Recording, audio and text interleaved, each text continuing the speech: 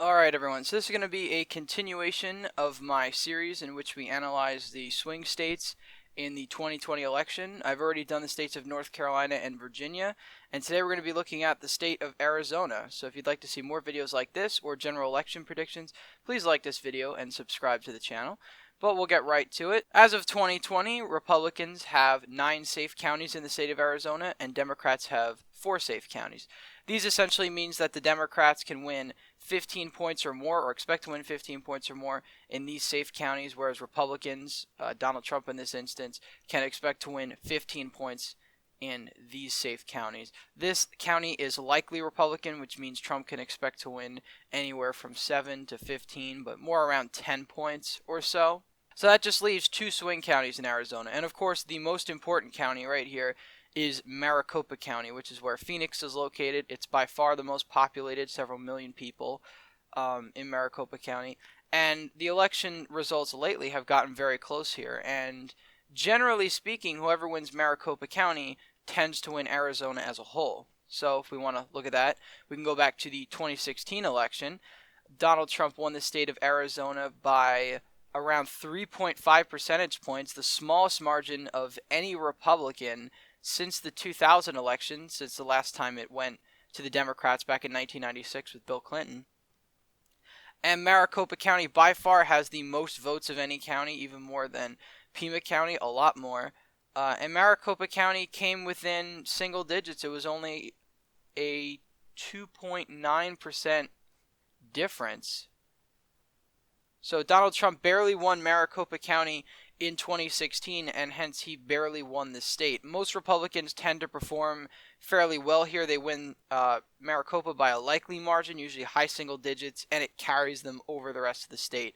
Other areas Trump underperformed, are Yuma County. This county was a lot more Republican in the past, as we're going to see when we look at the past election results in a second. And we can go to the trends. So we go back to Arizona. We can look at the trends from 2012. Maricopa County took a large shift to the left. Democrats' margins increasing. In 2012, Obama got 602,000 votes, and 43.6%. This time around, Hillary Clinton got 702,907 votes. She got only 44.8%. But if we look at Donald Trump, he only got 47.7%. Now, does that mean Maricopa County is inherently a swing county since they both got so low? Yes, as we're going to see in a second, Maricopa County at this point is definitely a swing county in Arizona, and it's going to determine who ultimately carries this state. And Arizona, in a very close race, could decide this election. So if I was Donald Trump, I would definitely spend lots of time and resources in Arizona and the 3 Rust Belt states, Pennsylvania, Michigan, and Wisconsin, because those are the states that you need to hammer down, because North Carolina, Trump essentially has on lock. If I was Biden, I would do the same thing. Focus on the Rust Belt states and Arizona, and you'll still win the presidency. So Maricopa County. Yuma County is another county that took a large trend towards the left. Democrats increasing their margins by around 6,000 or so votes, 7,000 I guess, and Republicans only increasing theirs by 2,000. So if anything, the county got a lot more Democratic than it did Republican. However, 46.4% of the vote is still not a majority, but that doesn't matter. Trump didn't win the state by a majority. And the rest of these more populous counties trended a lot to the left. Pima County especially. Republicans lost a ton of ground. They actually lost votes here. All the other counties, Trump increased his vote count overall, except this one. He increased his vote count overall, but the percentage went down substantially. And in this case, it was both. In Pima County, Romney got 174,779 votes, 45.6%. Trump only got 167,428, 39.7%. So Hillary Clinton increased not only on Obama's margins, but she widened the gap tremendously since Trump did so poorly in Pima County, and hence why he did so poorly in Arizona compared to other Republicans. And if we look at the detailed precinct map, we could see that again, 2020, as everyone keeps saying, will probably be decided by the suburban voters. And these suburban voters are in these light blue and light red counties. These are the suburbs outside Phoenix here. Now, I don't really know if you'd call Phoenix a city per se. More of it's just a massive sprawl that goes out for 50 something miles. It's a huge city by area, but it's very spread out. And thus, there is a huge amount of suburban voters in Maricopa County. Again, Maricopa County's margin was super small for Donald Trump, and if he wants to win the state again, he has to increase his margins. He has to increase his margins in all of these suburbs around Phoenix, in places like Glendale, Scottsdale, and all these other areas. But the only areas in Phoenix that are really deep blue are right here in the central part of the city, probably the downtown area. And if we look, there's a lot of rural precincts that are also deep blue. These are majority Hispanic precincts, and they went heavily to Hillary Clinton. If Trump increases his share of the Hispanic vote, say he does get like 30-something%, then yeah, he'll probably lock down Arizona. Arizona's Hispanic population, I think, makes up around 30% of the state.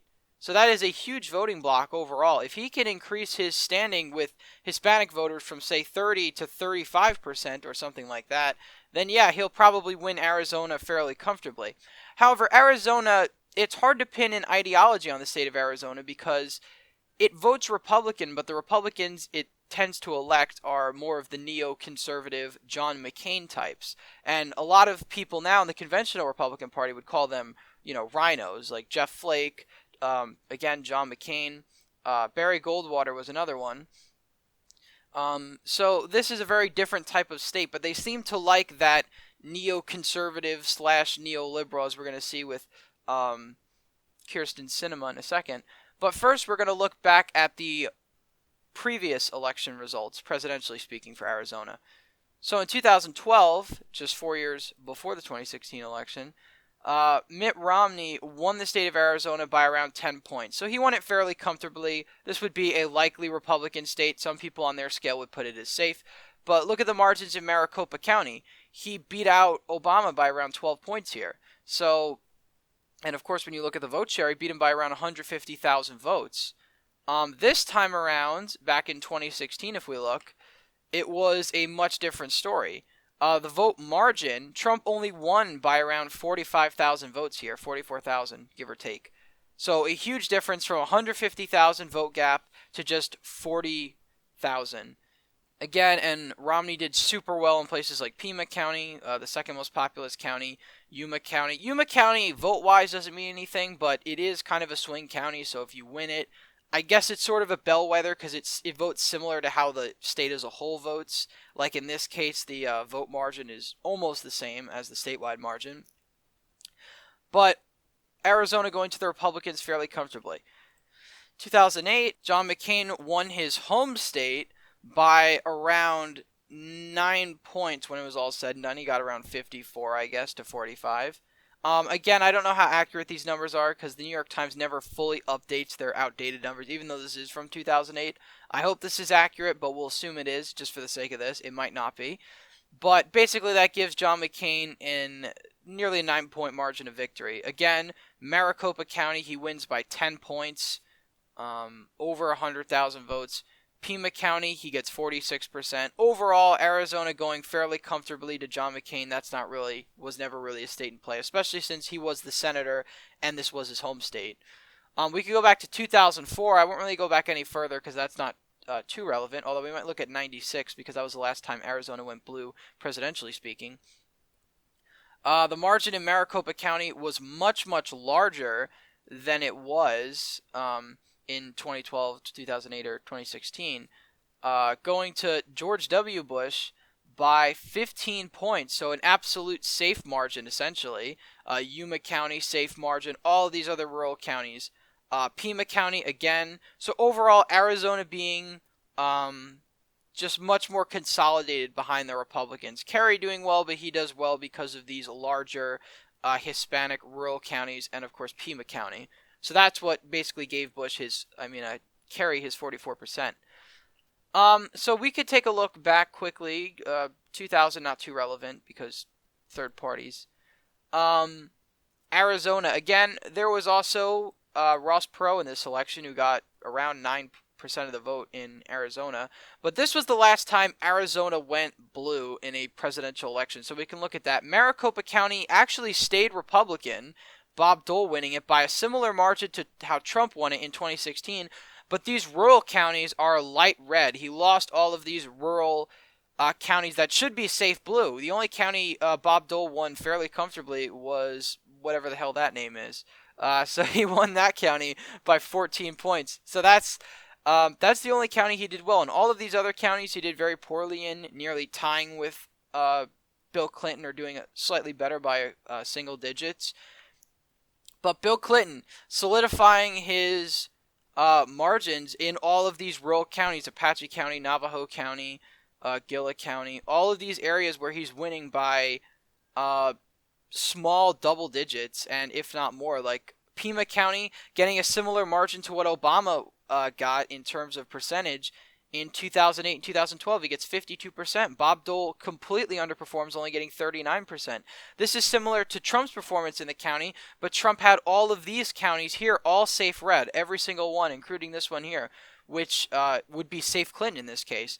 So, of course, the political dynamics of Arizona have heavily changed, but this is what Arizona looked like the last time it went to the Democrats. The last thing we're going to look at before we try to determine which way Arizona is going to go is, of course, the 2018 Senate race. And I guess we'll look at the governor's race too, but not too relevant. We could look at all of the Arizona results. So in the 2018 midterms, Kyrsten Sinema won an open Senate seat against Republican challenger Martha McSally. This was former Senator Jeff Flake's seat. He announced he wasn't going to run for re-election because he had a tough primary challenge. He didn't think he'd even win the primary, and if he did, he might not win the general. He was a very unpopular senator. Many considered him a rhino, but he was disliked on both sides of the political aisle, so it's not just that. But Kyrsten Sinema won. She didn't win too comfortably, but I'd say she won by a lean margin. She won by 2.4 percentage points, which is fairly good in a state that's still lean Republican, I'd say, verging on purple. I'd say if Arizona, if any statewide race in Arizona goes blue in 2020 or 2022, it's likely to go in 2022, but if that's the case, and it looks like the Senate race will, that would basically solidify Arizona's